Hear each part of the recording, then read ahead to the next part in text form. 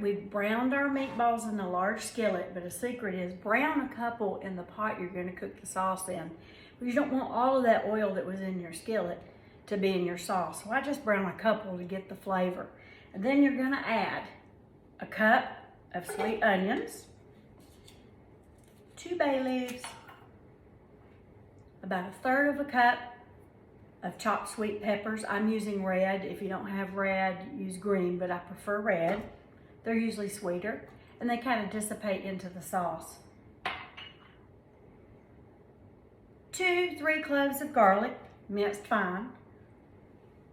That's kind of what you like.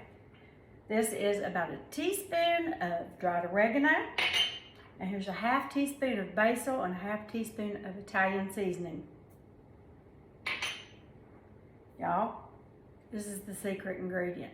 Y'all gonna think I'm crazy, but it works. This is about maybe 1/3 of a cup of finely chopped carrots. If not, you can shred them, trust me.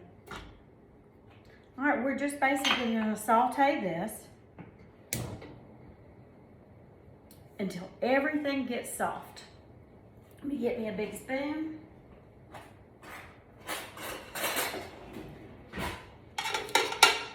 And once all of the onions get translucent, we are going to do what they call deglaze the pan, because we did cook a couple meatballs in here to get some flavor. And of course, they stuck just a little bit, which is good because that will be some good flavor extraction. So let's just cook this until it's all tender. Then we're going to deglaze the pan with, make sure it's a wine that you would drink. I'm going to have Chianti for dinner, so I'm going to use about 1/2 cup to deglaze this pan. If you don't want to use red wine or you don't have any, then use some beef broth or stock. This is the one I prefer. Sometimes if my sauce is too thick, I'll use a little of this to thin it anyway. So either one of those are fine. So this is going to cook until it gets translucent. And when it does, we will deglaze. Everything in here is tender, and the house is smelling delicious. So I'm sure my husband, since he's working from home upstairs, is smelling it. So I don't usually measure the wine, but we're going to use about 1/2 cup. This is our Chianti. And what that does, it's called deglazing, but that's the chefy word. But it extracts the flavor from the bottom of the pan. It adds a lot of depth. Now again, if you don't want to use red wine, I'd use a beef broth or stock. If you don't have that, use water. Trust me, it takes out the flavor. So you're going to bring that up to a heavy simmer, and the alcohol will burn off the wine. So there won't be any alcohol content in it, because I know a lot of people are concerned with that. But once it sizzles and almost evaporates, that is when you add all your sauce. So I am starting with, this is 7 cups of crushed tomatoes, and I like to use Hunt's. So 7 cups of crushed we're going to add directly to this pan. All right, the wine is almost evaporated. The house is smelling good. So here's your 7 cups of crushed tomatoes. If you happen to have some that you canned yourself, that's great too. I'm just going to stir that up, get it blended. And then I have 28 ounces of Hunt's diced tomatoes. I like either the petite or the regular diced, whichever you like. And you're going to bring this up to a heavy simmer. Once you get it up to a heavy simmer, you're going to add 1 small 6-ounce can of tomato paste. I prefer Hunt's or Del Monte or Cantadina for this. Use a good brand, y'all, because you want richness. I'm not necessarily a stickler for brands on everything, but on canned tomatoes I am. I stick with Hunt's, Del Monte, or Cantadina. There are a few Italian brands out there that you can get also, but I live a little bit rural, and I try to stick with the brands that I can always find, so I have consistent sauce. So I'm going to put a lid on this and let this simmer on very low for about 20 minutes. Once it's simmered on very low for 20 minutes, we'll check it for salt and pepper. If it needs salt, I use garlic salt. It's not going to hurt to have a little more garlic. So once it gets again all, oh, it's simmering good. I know y'all wish y'all could smell it. Once it's all mixed up and homogenized, I guess you could call it, we're going to add the meatballs. If it's too thick, add some beef broth or water. You know, your consistency will be up to you. I like ours very, very thick. Some people like it thinner, like the jarred style sauces, which are thinner. We like thick sauce in this. All right, I've added all of my tomato products, and I want to cook this up to a simmer, on a low, low simmer. And it looks very, very thick. I like a very, very thick sauce. If you like it thinner, just rinse out what you had your tomatoes in and just add a little bit of water or broth.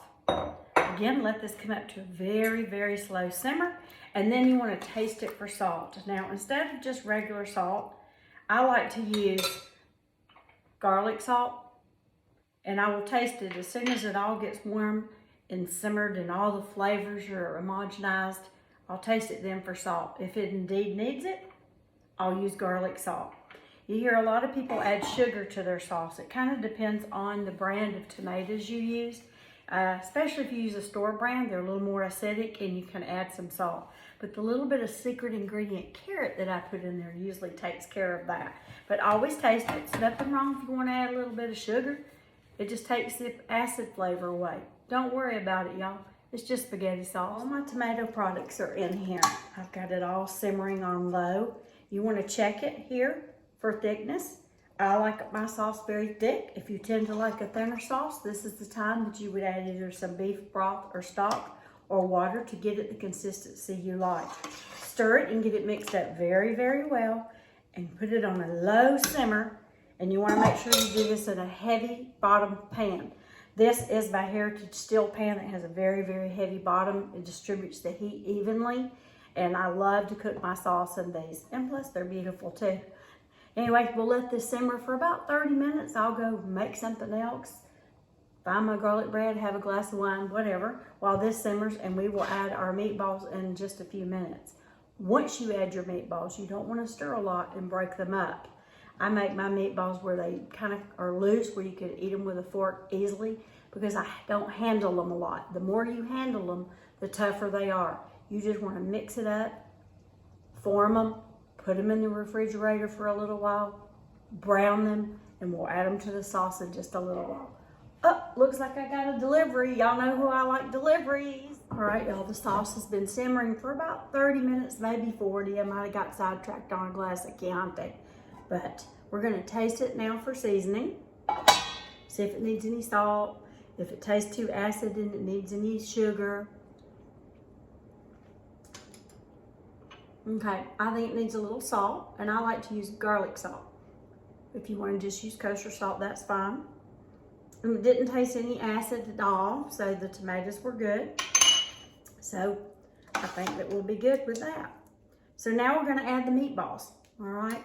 So we're going to add them and just kind of scatter them out in here. That recipe that I showed you makes about 18 to 20 meatballs, depending on how carried away you get with the size.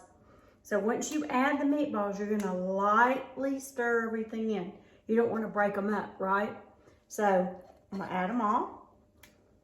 Remember, they're already probably at least 3/4 cooked from being in my skillet. The sauce will finish them. Okay, just stir lightly, y'all, to get them all mixed in and buried in the sauce. If your sauce is too thick for your liking, now's the time that you could add a little beef broth or a little water. This is basically perfect for me. We like a thick sauce. There you go. Put a lid on it. Watch it and simmer it on low until you're ready to eat.